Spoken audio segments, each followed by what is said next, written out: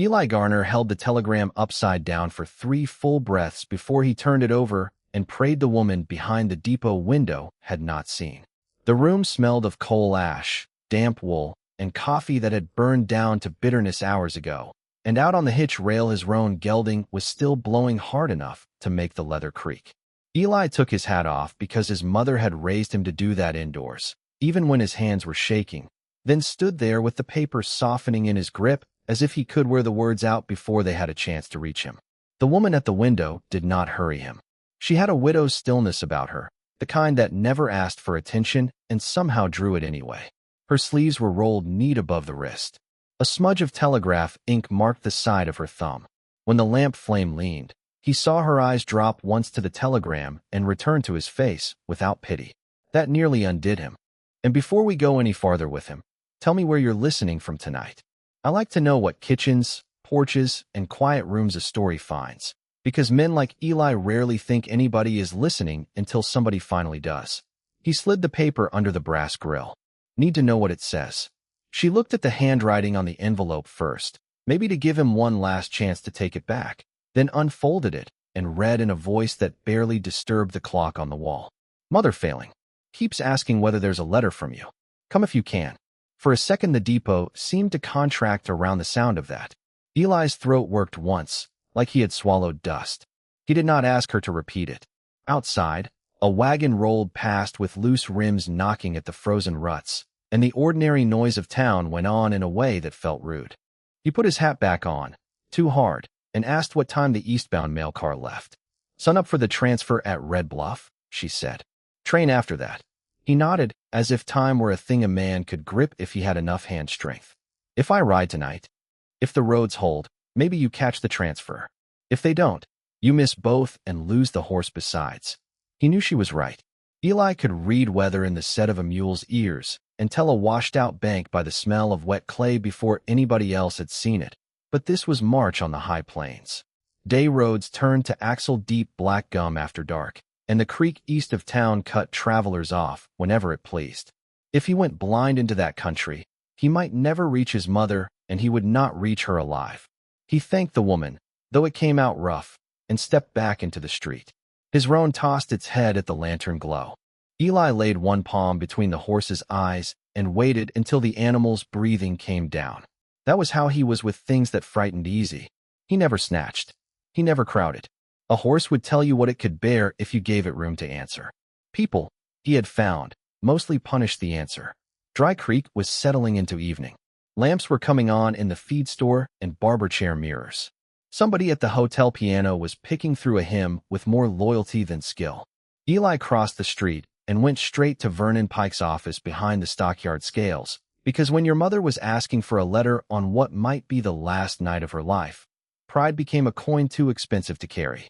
Vernon Pike looked up from the ledger on his desk and smiled the way a man does when he enjoys being needed. He was clean-shaven in a town that let most whiskers go, and his cuffs were wider than anybody doing honest cattle work had a right to keep them. A silver pencil lay across the open book. Eli had spent 3 years riding for Pike's outfit, gentling spoiled horses no one else could sit, and pulling half-frozen calves into the world by hand. And every month the ledger still told him he owed more than he'd earned. "Garner," Pike said, "if that horse is lame too, you'll have to start sleeping in the barn to make up the difference. I need my pay advanced." Pike leaned back.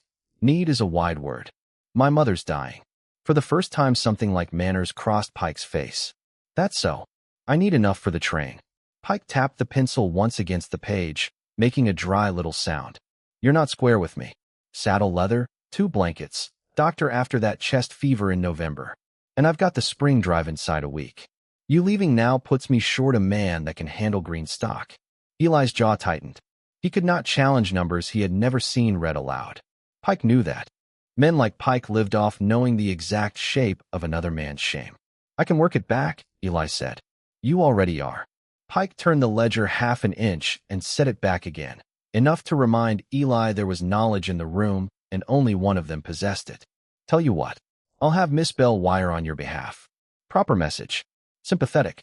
And if it comes to the worst, I'll deduct the fee from April wages. Fair as I know how to be." Eli felt something old and hot move under his ribs. When he was 10, his father had slapped a church circular onto the kitchen table and demanded he read one line aloud. He had stared until the letters swam and his father's hand had come down so fast the chair tipped under him. His mother had stepped between them with a split lip and a skillet still in her fist. Later that night, she had sat beside his bed in the dark and read from a seed catalog because it was the only paper in the house, names of flowers neither of them would ever plant. All these years later, the thing that hurt was not the blow. It was that his mother had spent half a lifetime putting words into the air for him, and he had never once sent any back in his own hand. No, he said. Pike raised one brow. No what? No message you wrote. Pike studied him, then smiled smaller. Suit yourself. Report before dawn. We start cutting the south pasture in the morning. Eli left before he gave the man anything more to enjoy. He went as far as the stable alley and stood with one boot on the hitch rail, head bent. Cold iron smell rose off the shoeing shed. From somewhere beyond the hotel came a woman's laugh, thin with tiredness. He could have asked Miss Bell to write for him. Any fool with 2 sounds and a pencil could do that. He could have swallowed the shame again, as he had done with clerks, hotel registers, freight receipts, and every letter his mother had paid other hands to write for her over the years. He had done it so long it had begun to feel like weather, fixed and above appeal. Instead, he turned around and went back to the depot. She was locking the outgoing mail pouch when he opened the door. She looked up without surprise, as if she had expected either him or trouble and had made peace with whichever arrived first. I need a favor, he said. That depends. Not your pity. I don't give much of that. He managed the ghost of a nod. The lamp hummed. Somewhere behind the wall, the telegraph key clicked twice and went still. Eli set both hands on the counter so she would not see one of them shake. Teach me, he said. Not all of it. Just enough. 1 letter. Her face changed very little, but something in the room softened, like a rain easing over a horse's neck. All right, she said. Then we start tonight. She brought out a primer from the bottom drawer. Its blue paper cover faded almost gray at the corners. A child's name had once been written inside and rubbed away. Eli did not ask about that. He sat at the freight table with his hat beside him and his shoulders square as if bracing for weather. Miss Bell set a nub of pencil in his calloused hand and wrote 1 letter on the page. Hey. He looked at it the way a man looks across a wash he means to cross by dawn. The next evening found him back at the depot with a horsehair rope burn across his palm and dust ground white into the creases beside his nails. All day he had cut cattle through cedar breaks with the spring wind pulling at his coat, and Pike watching from the rise above the pens, smooth and patient and already suspicious. Eli had spoken only when the stock needed moving. That was his habit. On horseback he was quick, exact, almost graceful, though nobody in Dry Creek would have used that word for him. He turned a panicked yearling with his knees before another rider had even seen it break. He could build a doctoring fire in rain, splice a torn cinch with rawhide, and gentled horses the way some men quieted children, by lowering himself rather than raising his voice. But by lantern light he became awkward as a boy again, making clumsy lines across cheap paper while Ada Bell sat opposite with her hands folded and waited for his temper to pass.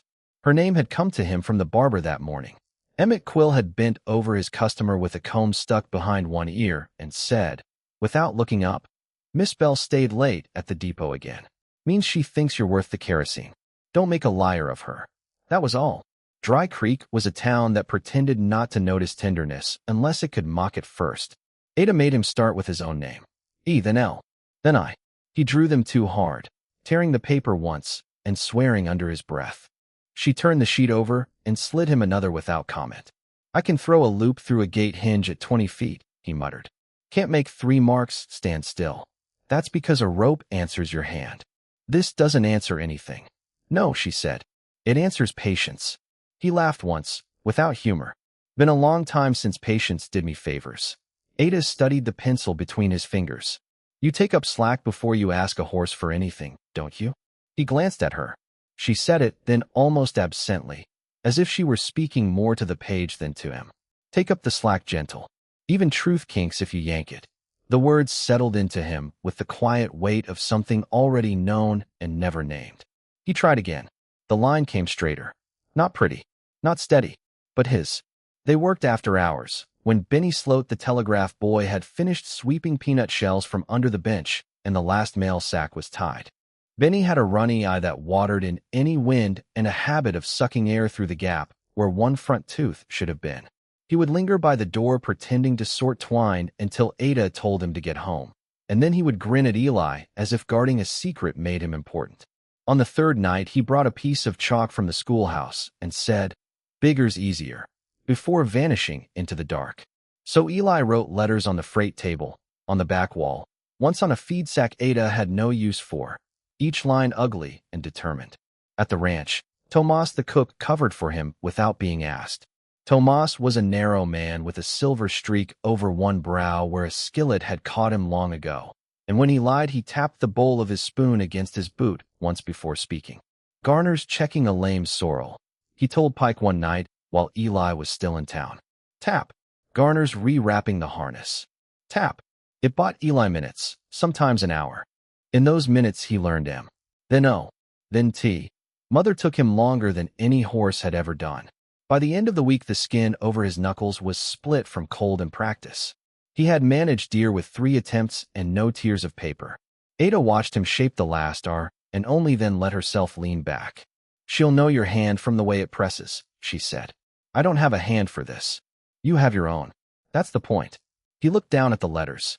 They were poor things, leaning different directions, like fence posts set by a man too tired to sight them right. Yet they stood. A man could build from anything that stood. Then Pike came to the depot in broad daylight.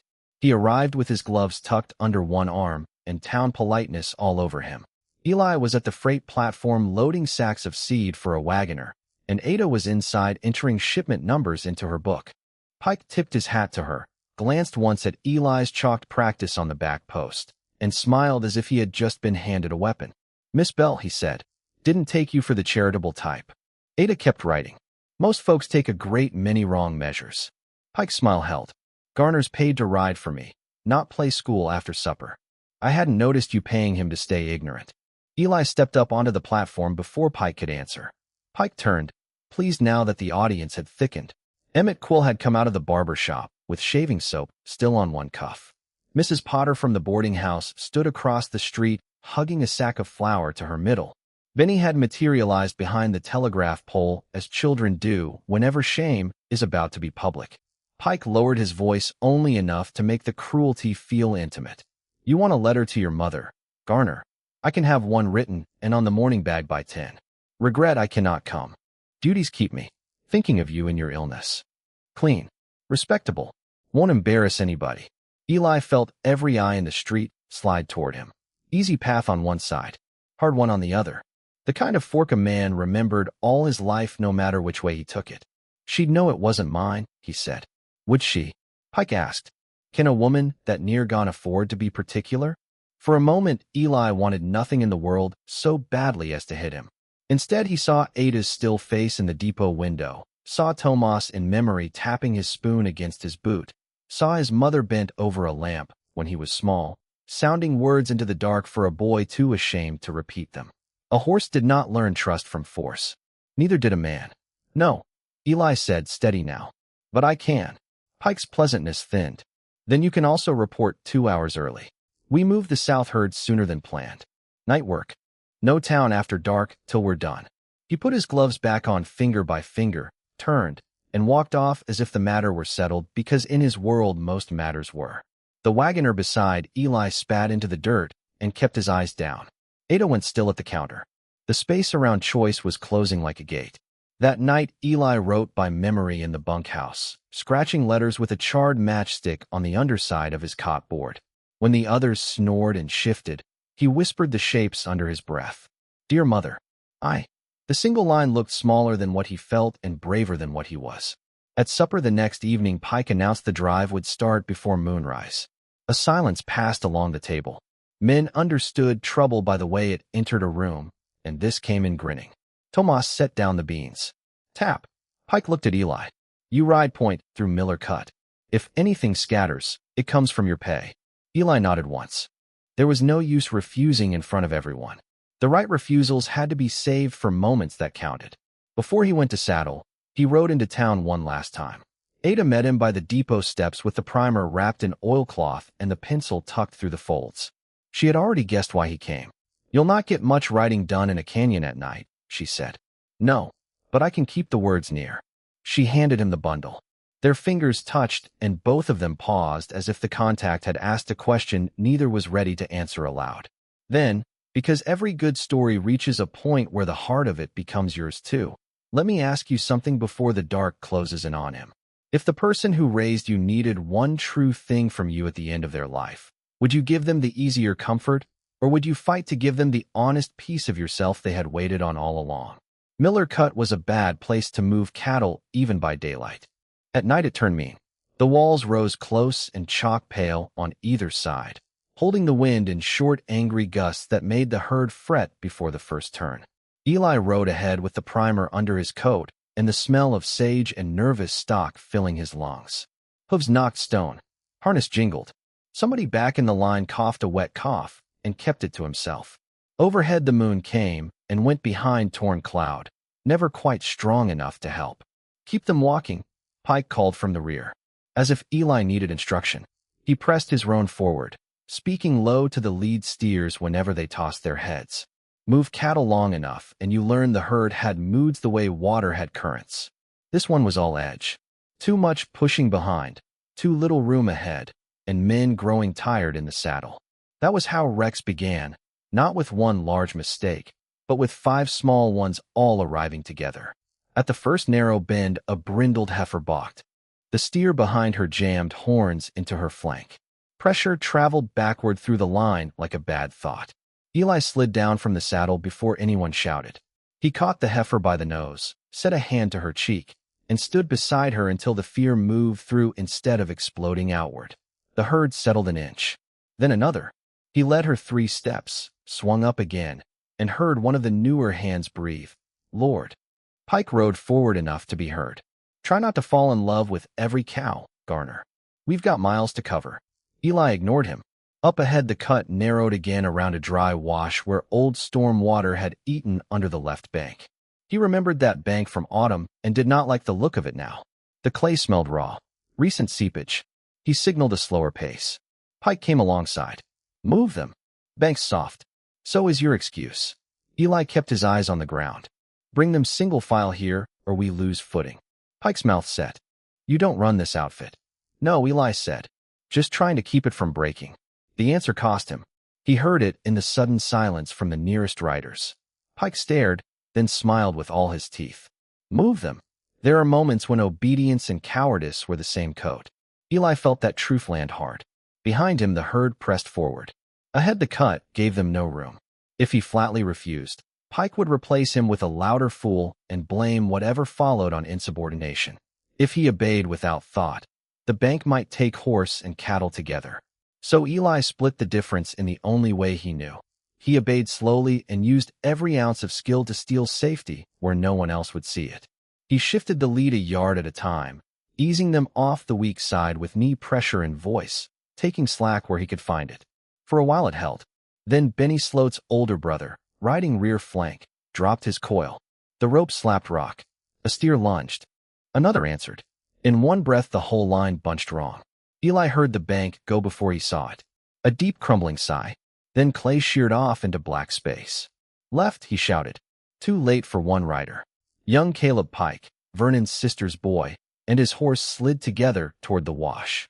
The animal went down on its chest, scrambling, and Caleb's boot caught hard in the stirrup. He had just enough time to make one raw sound before the next steer came thundering at him. Eli was already moving. He threw himself off the roan while the herd was still breaking around them. Dust hit his teeth. Hooves flashed past close enough to pull his coat. He got both hands on Caleb's trapped leg, cut the stirrup leather with the small blade he kept in his sleeve, and rolled the boy clear as cattle hammered by in the dark. One hoof struck Eli's shoulder. Another glanced off his ribs.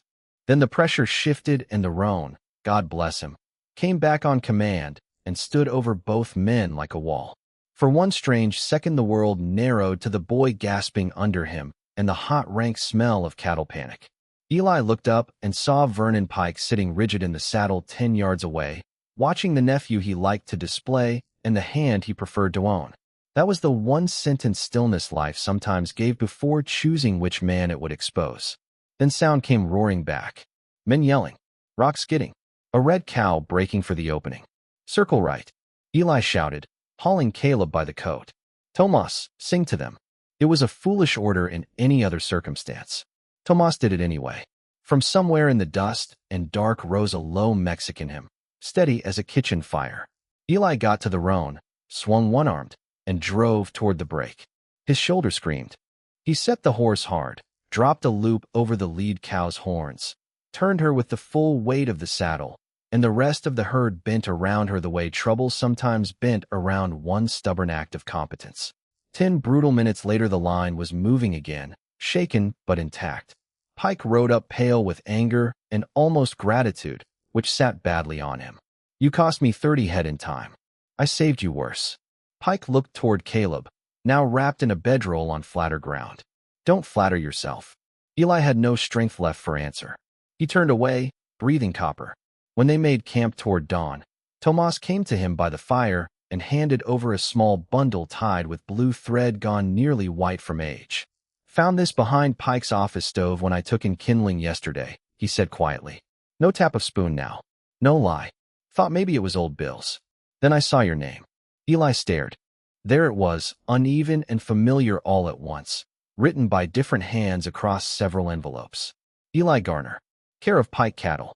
One paper had a pressed marigold petal caught under the flap. Another showed the faint round stain of what might once have been a teacup. His chest closed so tight, he had to look away. My mother's. Tomas nodded. Looks like years of them. The revelation did not rescue anything. It made everything hurt properly.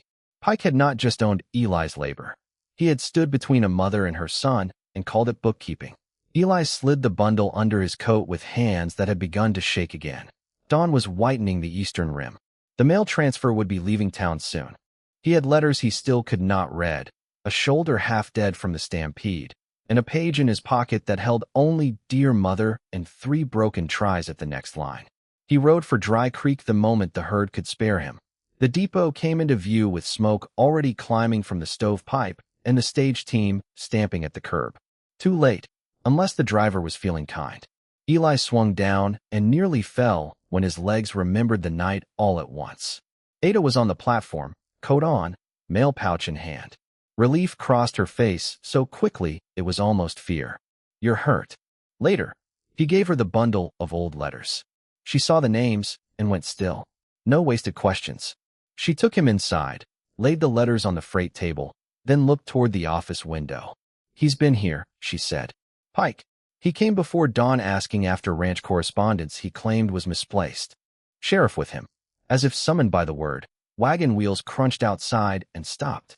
Ada's eyes met Eli's over the tied bundle from his mother. On the table beside it lay blank paper, the primer, and the half-written letter he still had not earned. Outside, boots hit the depot steps. Ada untied the first letter and laid it flat between them. These all came from your mother, she said. The latch began to lift. Ada cleaned the scrape along Eli's cheek with water that smelled faintly of iron and stove heat, and he let her because the strength had gone out of his arms for the moment. Pike and the sheriff had not burst in, not yet.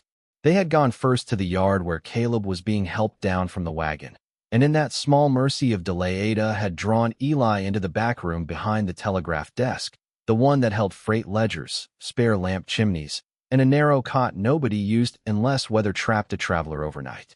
Through the thin partition, they could hear men's voices rising and falling at the platform, the stage driver complaining about late sacks, Benny being shooed away and returning anyway. Ada set the basin down and touched Eli's shoulder lightly. Can you lift this arm? Enough. That means no. It means enough. She did not smile, but something near it moved at the corner of her mouth. Stubborn men are all alike. Sit still. He sat. The room held the smell of soap, lamp oil, and old paper. On the crate beside him lay the open letter she had read halfway before the wagon arrived. Not one of the newest ones. 3 years old, by the date. Written by a church secretary in a careful hand from somewhere east. May Garner had asked whether Eli was eating proper and said the rheumatism had settled in her wrists so badly she could no longer sew steady after dusk. She had enclosed a pressed flower because he used to bring them in muddy fistfuls as a boy and insist every yellow one was gold if a person looked from far enough away. Near the end came the line that had made Eli put his face in both hands. Tell him there is no shame in learning late. Tell him I would know his hand if he sent me only one word. He had not cried when his father died. Not when fever took the old gelding that had carried him through 2 winters. Not when Pike first laid the false ledger open and made debt sound like destiny.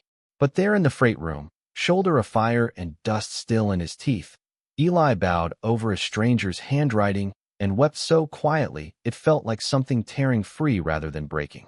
Ada did not speak into it. She sat on the crate opposite and held the edge of the letter in place when his hand shook against the page. After a long time he said, I thought if I sent a note through somebody else, she'd hear the other person more than me. She probably did. I kept meaning to learn. So did half the men who passed through this town. No, he wiped his face hard. I mean, I kept meaning it the way cowards mean things. For a season. For when the work lets up. For after one more winter. Ada looked down at her own hands. Fine-boned hands. Work-worn despite the neat cuffs. That kind of waiting has company. He watched her. The boy whose book you kept. She was quiet for so long he nearly thought she would let it pass. Then she reached for the primer and turned it over once, thumb moving across the rubbed-away name inside. His name was Samuel, she said. He was 7. Fever took him in 3 days. My husband died at a rail crossing the year after. I boxed up the little reader because I couldn't bear to see what he'd nearly learned to do. Eli said nothing. I kept telling myself I'd take it to the church sale when the sight of it quit hurting. She gave a tired breath that held no humor at all. Turns out grief is lazy. It prefers to stay where you left it. He looked toward the wall, where Pike's voice had begun again outside, sharper now, thinner. And yet you brought it out. You asked for one letter.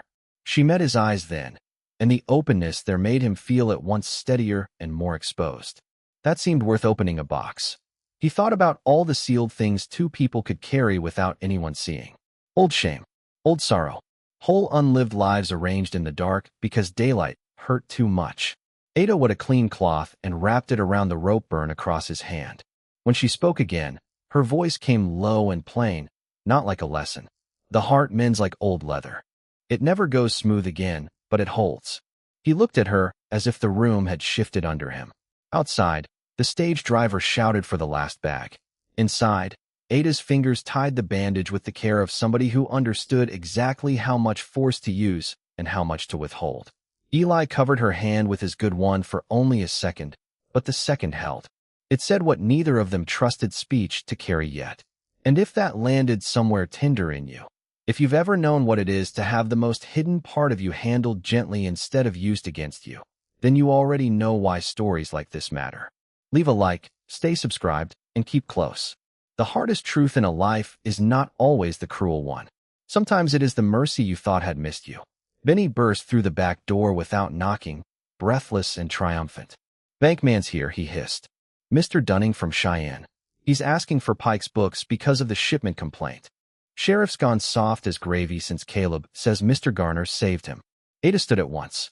Eli did too, slower. Pain moved through his shoulder in a bright line, but the tears had washed some other weakness out with them. On the table lay the bundle of May Garner's letters, the primer, and Pike's own chance at surviving the morning if truth proved smaller than his arrogance. It did not. Mr. Dunning was a spare man with winter-pale eyelashes and a habit of smoothing his mustache when annoyed. He stood in the freight room 10 minutes later with Pike, Sheriff Cole, Ada, Tomas, and half the town trying not to crowd the doorway. Pike had recovered his calm enough to wear it like a coat again. He claimed ranch correspondence had been mishandled.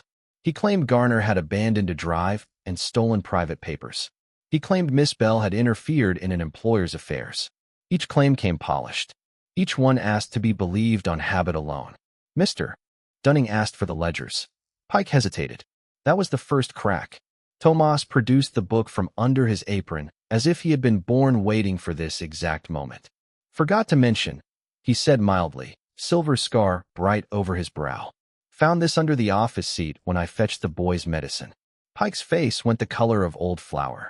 The room held still while Dunning opened the ledger. Figures marched there in black ink, clean as Sunday collars. Eli watched them with the old helpless fury rising. then felt Ada slide the primer near his elbow, not for use, only as reminder. He had not learned enough for books. He had learned enough not to stand outside them forever. "Mr. Garner," Dunning said, glancing up, "you dispute this account?" Eli stepped forward. He could smell dust warming on the stove and Pike's shaving soap going sour under pressure. Dunning turned the book so the page faced him. Numbers, names, debits, credits. Once they would have been fence posts in fog. Now some of them stood clear. "That line says 2 blankets," Eli said, touching carefully. "I was issued one. This says doctor twice in November. He came once. This mark here is my brand, not my signature. And these," he laid a hand on the tied bundle of letters. "These were kept from me." Pike laughed a little too quickly.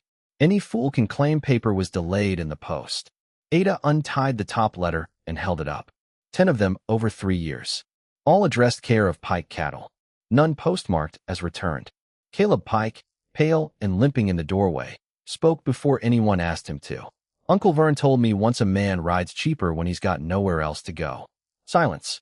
Then a murmur, low and ugly and earned. Pike turned on the boy. "Mind yourself." But it was over. Not with shouting. Not with fists. With the slow cumulative weight of what had always been true finally set, where everyone could see it. Dunning kept turning pages. Sheriff Cole, who smelled faintly of clove and horse liniment, took the letters from Ada one by one and laid them out on the desk with a care that made them look almost ceremonial. Pike began explaining, then correcting, then denying, each step smaller than the last. Mr. Dunning closed the ledger. "You'll turn over the ranch books and step aside from management pending a full account." Pike looked at Eli then, and for the first time what showed on his face was not confidence or cruelty, but the sharp bewilderment of a man discovering that the person he had discounted had been gathering shape the whole while. He could have been ruined further. Eli knew things now. Enough to ask for every hidden dollar, every slight, every year of theft to be spoken aloud in front of the town. He saw Ada notice the moment in him. Saw Tomas notice too. "What do you want entered in the claim?" Dunning asked. Eli thought of train fare, old wages, the horse medicine Pike had always counted twice, the nights, the hunger, the letters with their broken seals and patient words. He thought of vengeance and how hungry it sounded compared to justice. Then he thought of his mother waiting for one true thing. "My pay made square," he said. "Tomas's as well." The letters returned. And a written account for every hand on the outfit. Dunning blinked. "Nothing more. There's enough more in that book without me piling on." Ada looked down then, but not before he saw what had moved through her face. Not pride exactly. Recognition. The kind that warms rather than shines. Pike drew breath as if to speak, then did not. It was the first wise thing he had done all day. By noon the room had emptied, the stage had gone, and another mail transfer was promised at first light. Eli sat again at the freight table with his bandaged hand and the blank paper before him. Outside, town life resumed, though altered now in one of those quiet ways that lasted longer than noise. Men tipped hats different when they saw him. Mrs. Potter sent over broth. Benny sat on the platform steps guarding silence like a hired man guards a payroll chest. Ada sharpened the pencil with Eli's sleeve knife and set it down. "You have until dawn," she said. He looked at the page. "Stay." She nodded and moved beside him rather than across. Their shoulders almost touched. He began slowly. "Dear Mother." The words came halting, then steadier. "I should have written long ago." The next line cost him time and everything it was worth. "I wanted these words to be mine when they reached you." At one point his hand cramped, and he shut his eyes. Ada laid her fingers over the tendon in his wrist until the tightness eased. He wrote of the roan horse she would have liked, of the yellow grass before thaw, of remembering her voice on dark nights when he could not sleep. He did not write pretty. He wrote true. Just before dawn, when the last line was finished and folded, Ada brought him coffee gone half cold and stood with him on the platform while the eastern sky paled behind the grain shed. "What if I'm late?" he asked. She did not answer quickly. "Then she still leaves this world having held your hand in the only way you could send it." He looked at her then, really looked, at the tired strength around her mouth, at the place grief had hollowed without ruining, at the ink stain still faint on her thumb from the night he first walked in with his telegram upside down. All the loneliness in him, all the years of it, shifted by some small, irrevocable measure. He handed over the letter when the driver climbed down. Ada tied the mail pouch herself and placed his envelope last, so nothing heavier would bend it. The answer took 11 days. By then, Pike had ridden out under Dunning's supervision. No arrest, no grand scene. Only a strict authority and a town no longer willing to confuse polish with worth. Tomas took over the cookhouse until the ranch settled. Eli stayed in Dry Creek long enough to help square the hands' accounts. Then longer because leaving began to feel less necessary every time Ada asked whether he knew the look of an S from the look of an R, and he answered right. Evenings found them at the depot table with the primer open between them and the stove ticking as it cooled. Sometimes they spoke of Samuel, sometimes of May Garner, often of nothing at all. There are bonds that do not need speech every hour to prove they exist. The reply came in a plain envelope addressed in another hand. Eli opened it on the platform with Ada beside him and Benny pretending not to stare.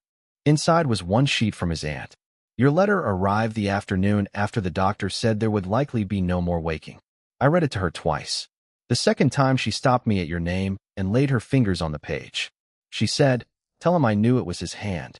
She passed before sundown with the letter under her pillow. Eli read that sentence once. Then again. The world around him did not stop. A wagon rattled by. Chickens fussed behind Potter's boarding house. Somebody in the distance was hammering tin back into usefulness. Yet the grief, when it came, was not the hard, wild thing he had feared. It was gentler. He leaned one forearm against the depot post and let the tears come in daylight this time. Ada stood near, not touching until he turned and reached for her. When he did, she came to him with no hesitation at all. Spring fully opened before either of them named what had already begun. The cottonwoods along the creek threw out that pale green a person could almost hear if he stood quiet enough. Mr. Dunning offered Eli the remount contract for the reorganized outfit, this time with wages read aloud, signed properly, and copied for the worker as well as the boss. Eli took it. He also took the room above the freight office that Mrs. Potter swore had the best morning light in town, though everyone knew she did not rent it for the light. On Sundays he walked to the cemetery hill where Samuel Bell lay under a small stone gone lopsided at one corner, and once Ada went with him carrying yellow wildflowers because May Garner had liked yellow things. They stood there in the clean wind with nothing to prove to each other. By summer he could read a full letter if given time. By autumn he was sounding out catalog entries to Benny and pretending not to notice when the boy corrected him quicker than Ada did. There were still nights when shame came back, because old habits rarely die all at once. On those nights Ada would set another page before him, or he would take from his pocket the last scrap written in his mother's own failing hand, for uncertain words saved from an older envelope, and traced so often he knew them by shape. My boy, right back. He had. At last, he had. Years later, people in Dry Creek would say the oddest thing about Eli Garner was never that he learned late, or that he rode as if horses had told him secrets nobody else could hear. They would say it was the way he listened when somebody spoke, as though words were living creatures and ought not be wasted once caught. Children learned their letters in the old freight room in winter now. Ada taught mornings. Eli took afternoons when the work allowed, reading aloud more slowly than a schoolmaster and with twice the care. On the shelf by the lamp sat Samuel's primer, May Garner's last envelope, and a pressed marigold under glass the color of memory kept on purpose. One evening, with first frost silvering the corral rails and a pot of beans sending up onion and bacon steam from the stove, Benny, no longer a boy and already taller than Eli remembered being, grumbled that he was behind where others had started. Eli smiled into the lamplight and answered in the voice of a man who had earned every quiet thing in his life. Late isn't the same as never. Beyond the open window, under a sky gone the soft blue of worn denim, the lamp shone on Eli reading at the kitchen table while Ada shelled peas beside him and his mother's letter lay open between their hands. If you want another story about the sort of soul a whole town nearly misjudged, come back next time for the widow who hired a drifter to mend her fences and uncovered the lie her husband had built their life on. Until then, keep a little light on for whatever good thing might still be finding its way to your door.